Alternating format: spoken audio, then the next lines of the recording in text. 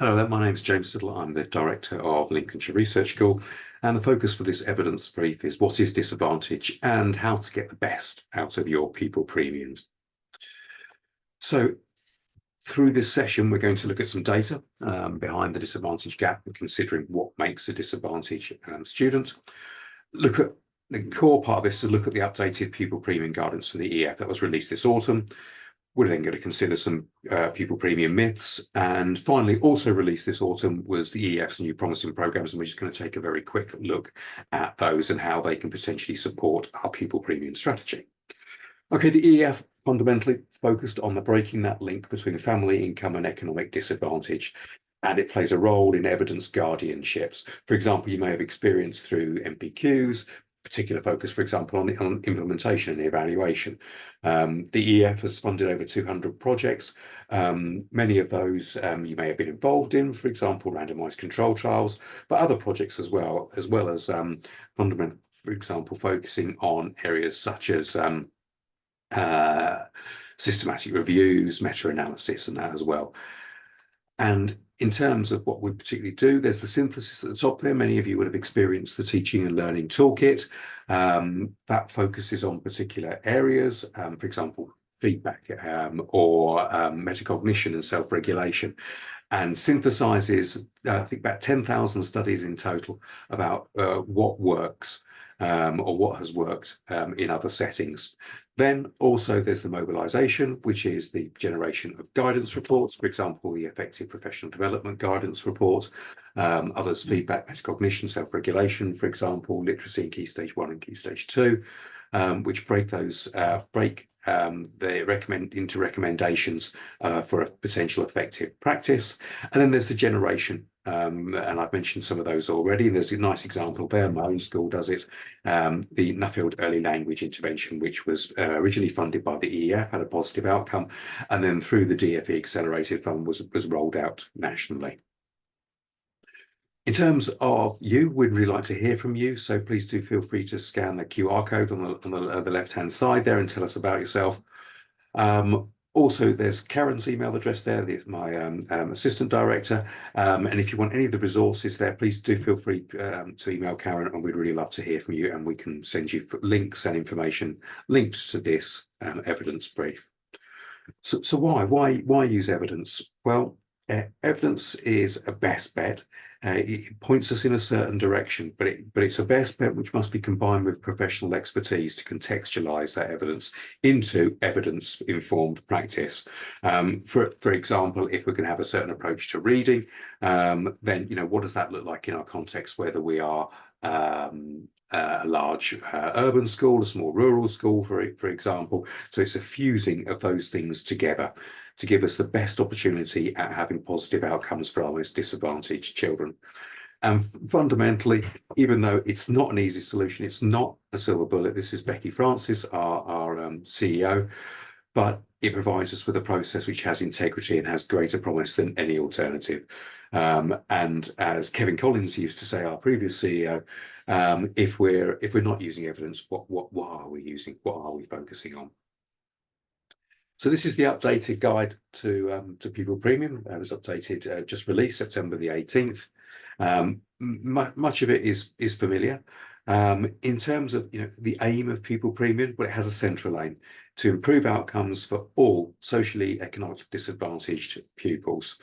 29% of pupils on average are over a quarter are eligible for pupil premium funding in England, which is now set at £2.9 billion.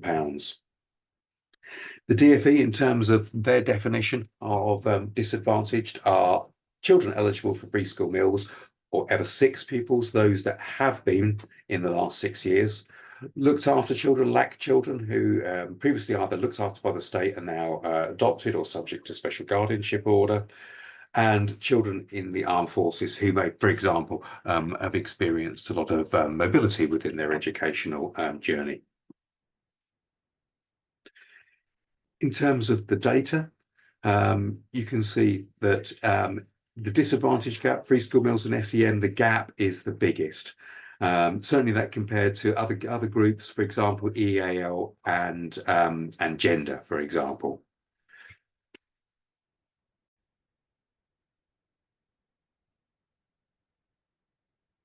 And in terms of disadvantaged journey from early years, you can see there that there's a gap even when children come in at the age of 4, a gap already established for 4.3 months.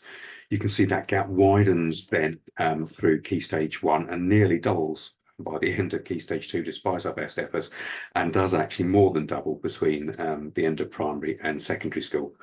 Bit of lies, analyze the statistics. Of course, it's much easier to qualify for pupil premium funding when you're in the early years than it is when you're in secondary school. And those groups of pupils tend to be our most persistent disadvantaged children. So it's not quite a comparison of the same groups of pupils, and over time it's not as well, because if you think of periods of economic hardship, for example, lots of children will dip into pupil premium, then come back out again during that period of time as well. So it's not always the same groups of people, but nevertheless, you can see that actually during their educational journey, disadvantaged pupils, their outcomes get worse from when they start school to when they finish. And in terms of outcomes in schools themselves, if you look at the Ofsted categories, actually it doesn't matter if it's an Ofsted outstanding school or otherwise, actually the gap is the same. So you can see there, for example, the outstanding schools, the gap is still 11 points by GCSE attainment 8 scores. Exactly the same as it is for other categories of schools. So in terms of the type of schools you go to, actually the disadvantage gap is persistent. And while there is some evidence that the gap narrowed up to 2016, there was some evidence, however, that even before the pandemic, that actually the gap was widening again. And obviously that has been exacerbated by the pandemic. So thinking about disadvantage, and I've given you some very broad definitions. One of my colleagues at the Research Network, Mark Rowland, he talks about lots of different aspects of of how you could be impacted, from food insecurities, health inequalities, housing insecurity, fuel insecurity, all those different things that can actually disadvantaged low-income families. But what can we do about these? Well, is to take according to Ofsted, a nuanced, not label-driven approach, because there are so many ways that we can understand disadvantage. So many unique ways that we can understand a group of children and their individual circumstances according to Ofsted. In terms of what we can potentially do, in terms of an effective use of pupil premium to try and mitigate for those particular areas of disadvantage, 7 aspects here. One is that expectations are high for all pupils, notwithstanding their status, where they come from, etc., that we believe that they can actually achieve and expect them to be able to achieve. That we use data. And we use data in a very nuanced and focused way to focus on people priorities. So, for example, if I was going to consider that there was a problem with reading, I would really consider what the outcomes are for an individual child. Where's their focus need going to be? I wouldn't necessarily put them in reciprocal reading if actually the problem was more likely to be focused on areas of reading around reading fluency. So using data to help inform those decisions. Use evidence-based programs and teaching approaches that address the root causes of underachievement. Train and support staff, the 4th one there, to sustain quality first learning. It's not necessarily about interventions so much. I think one of the key words in there for me is to sustain it. How do we sustain it? It's not just a moment of training. It's actually, yes, here's the initial training, and when we've done some professional development, everybody that walks out the door from there has had a different experience of that professional development. How they interpret that and how they are able to implement thereafter is absolutely crucial. And to help sustain that, there is a long-term specified stage-by-stage plan for pupil premium spending, which has clear outcomes in terms of the impact for it. And that, finally, number 7, pupil premium provision aligns with the overall mission and goals of the strategy. What's our ethos regarding pupil premiums and outcomes for disadvantaged students? So in terms of new guidance, what's new? Well, small changes, but fundamental changes, and I've kind of alluded to some already. So the first three steps, there isn't any change there. Step four, rather than the word implement, it says to deliver and monitor your strategy. And then step five, a word that wasn't necessarily in there with a focus, so much of a focus was monitor and evaluate, is evaluate. And then there's the new bit, the sustain your strategy, which I just talked about already, about managing to do it over time. How can we support our teachers to make behavioural changes to impact for all children, and particularly our disadvantaged children? So there we have still the overview of contents of the new Pupil Premium guidance. There's the tiered approach, which we'll talk about in a moment, and myth busting that we come on to in a minute. And there's the 5-point plan of diagnosis, using strong evidence, developing your strategy, and deliver and monitor and sustain that. In the guidance are some new case studies, so you can see how they focused on it, and these are from a variety of backgrounds. And there are some new additional resources. For example, on the left-hand side, I think that's quite a useful one, which is discussion problems for governors and trustees to support an effective strategy, who may not appreciate some of the nuance behind Pupil Premium and Pupil Premium strategy. Then on the right-hand side there, using how to use research evidence for high-quality teaching. So it's some really nice resources that support the new guidance. And of course, there's the continued focus on the tier model, which is focusing on high quality teaching, quality first teaching, what's going on in our classrooms, making that effective practice as effective as it possibly can be, targeted academic support, and wider strategies. So if we look at those in terms of that tier model, you've got on the left-hand side there, the high quality teaching, for example, high quality curriculum, assessment, which responds to the needs for pupils and is adaptable to those. Professional development on evidence-based approaches, for example, feedback, metacognition. There's mentoring and coaching. I'm a particularly big fan of instructional coaching. Again, that I suppose fits into that idea of a sustained approach to it. And then on the right-hand side there, you've got targeted academic support. Where do those interventions come into play? There's always going to be a group of pupils that need a little bit more focus. So are those focused areas, are they evidence-based for a start? Are the teaching assistants, for example, if a teaching assistant is doing it, are they deployed properly? Are they trained properly? And using, peer tutoring, for example, one-to-one or small group tuition. And then there's the wider strategies, for example, social and emotional support, evidence around supporting attendance, and other aspects such as, for example, breakfast club or extending school time.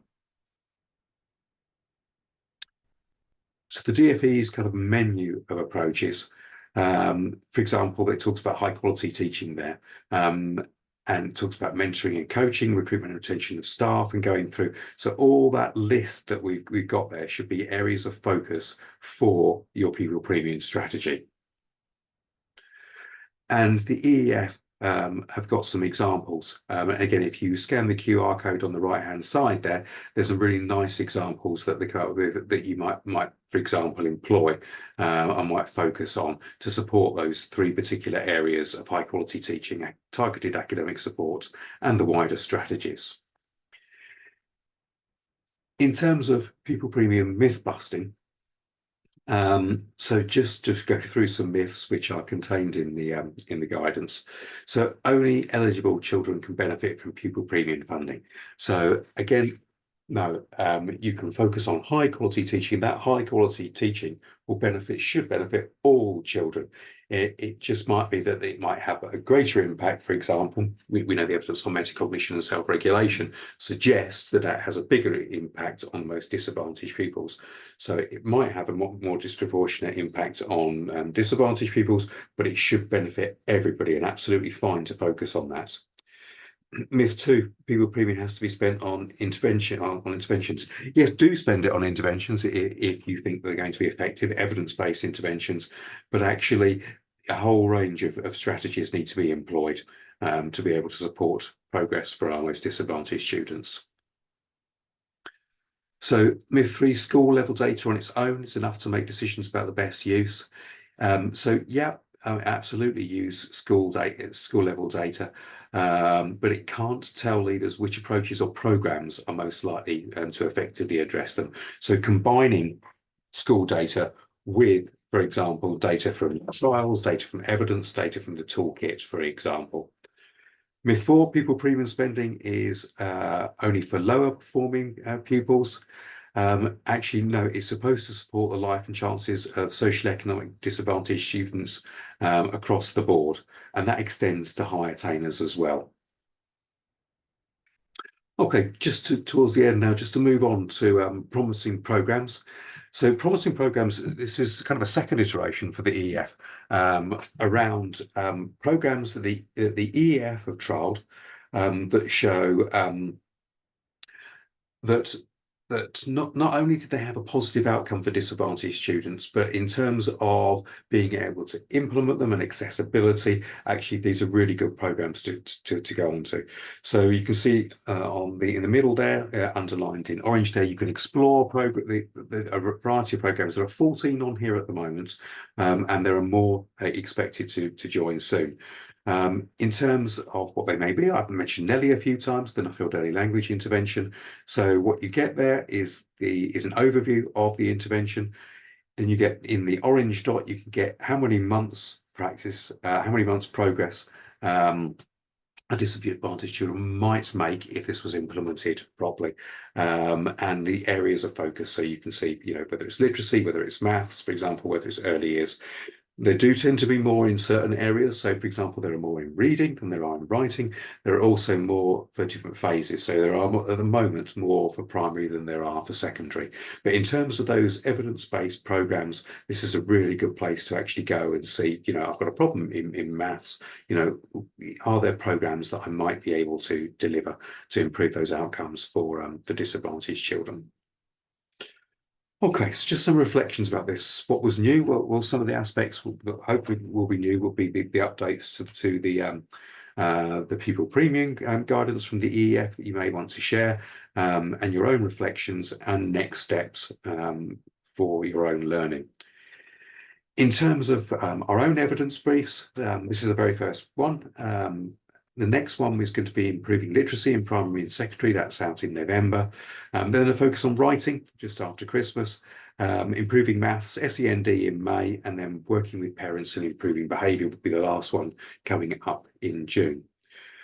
Thank you very much for staying through that very, very quick tour of the updated pupil premium guidance. I hope it was useful. Do stay in touch. Do email us if you want any information related to the content of today. And thank you very much.